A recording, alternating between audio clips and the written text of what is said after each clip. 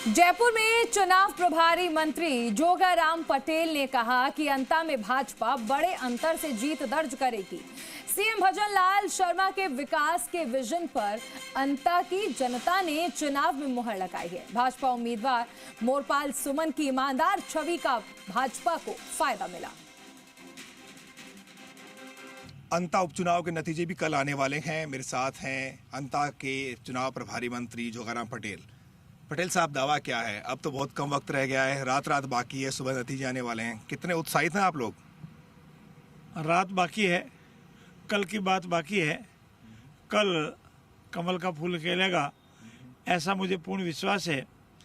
हमारे कार्यकर्ताओं ने अंता मांगरोल उपचुनाव में जो मेहनत की, भाजपा परिवार एकजुट होकर के जो फील्ड में उतरा, हमारे बड़े नेताओं के चाहे माननीय वसुंधरा राजे जी है, हमारे भजन लाल जी माननीय मुख्यमंत्री जी है, हमारे प्रदेश के अध्यक्ष आदरणीय मदन जी राठौड़ है, उन्होंने जो हमको निर्देश दिया, वहाँ के स्थानीय सांसद राजा दुष्यंत सिंह जी है, वहाँ के जिलाध्यक्ष है, इन सब ने जो हमारे एक होकर के एक मुखी होकर जो प्रचार किया, जनता का दिल जीता और चुनाव के धीरे धीरे ज्यों परवान पे चढ़ा और भाजपा की तरफ जो रुझान हुआ, उससे मुझे पूर्ण विश्वास है कि कमल का फूल कल बहुत ही अधिक मतों से खिलेगा।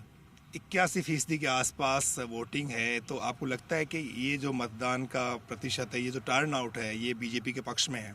देखिए, उपचुनाव में कभी भी इतना मतदान नहीं होता है साधारणतः, परंतु अंता उपचुनाव में 80% से बाहर मतदान होना अपने आप में साबित करता है और इतिहास गवाह जहाँ जहाँ भी अधिक मतदान हुआ वो हमेशा भाजपा के पक्ष में हुआ है। क्या बीजेपी के कार्यकर्ताओं ने ज्यादा वोट डलवाए हैं, जिसकी वजह से आप दावा कर सकते हैं कि बीजेपी की जीत तय हो गई? यहाँ पर जितने हमारे बूथ थे, उन बूथों पर भी और दूसरे बूथों पर भी अधिकतम मतदान हुआ है और अधिकतम मतदान, कार्यकर्ताओं की मेहनत, जनता के बीच में जाना, हमारे यशस्वी मुख्यमंत्री जी के 2 साल के कार्य, माननीय वसुंधरा जी का उनके लंबे समय से उनका जुड़ाव, दुष्यंत सिंह जी का जुड़ाव, ये सब फैक्टर जो है वो बिल्कुल ही साबित करते हैं कि इस चुनाव में हम बहुत ही अधिक मतों से जीतेंगे। तो तैयारियां किस तरह की है मतगणना के लिए और क्या दिशा निर्देश आपकी ओर से दिए गए हैं पार्टी के कार्यकर्ताओं को, और किस तरह से आप निगाह रखेंगे ताकि सारी चीजें आपके सामने ठीक तरीके से हो जाए? वहाँ से रवाना होने से पहले हमने साथ बैठ करके मुख्य कार्यकर्ताओं की बैठक बुलाई। माननीय वसुंधरा राजे जी और स्थानीय सांसद राजा दुष्यंत सिंह जी के साथ बैठे, वहाँ के जिलाध्यक्ष के साथ बैठे, प्रमुख लोगों के साथ बैठे।